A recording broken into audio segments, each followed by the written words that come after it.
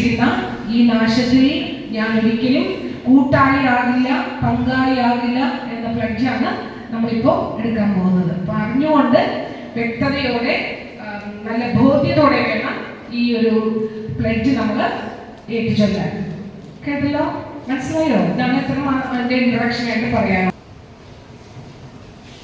ഏതൊരു രാജ്യത്തിന്റെയും ഊർജമാണ് യുവതികൾ. സമൂഹത്തിന്റെയും രാജ്യത്തിന്റെയും വികസനത്തിൽ യുവത്വത്തിന്റെ ശക്തിക്ക് പ്രധാന പങ്കുണ്ട്. അതിനാൽ ലഹരി വിമുക്ത ഇന്ത്യ ക്യാമ്പയിനിൽ പരമാവധി യുവാക്കൾ അണിചേരേണ്ടതുണ്ട്. രാജ്യത്തിന്റെ ഈ വെല്ലുവിളി സ്വീകരിച്ചുകൊണ്ട് ഇന്നേ ദിവസം നാം ലഹരി വിമുക്ത ഭാരതത്തിന്റെ കീഴിൽ ഒന്നിച്ചു ചേരുന്നു.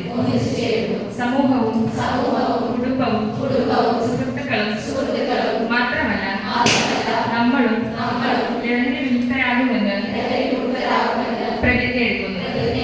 കാരണം മാറ്റം നമ്മളിൽ നിന്നാണ് ആരംഭിക്കേണ്ടത്.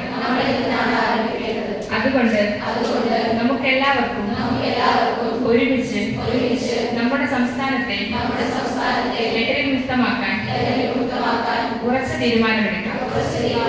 എന്റെ സംസ്ഥാനത്തെയും അതിലൂടെ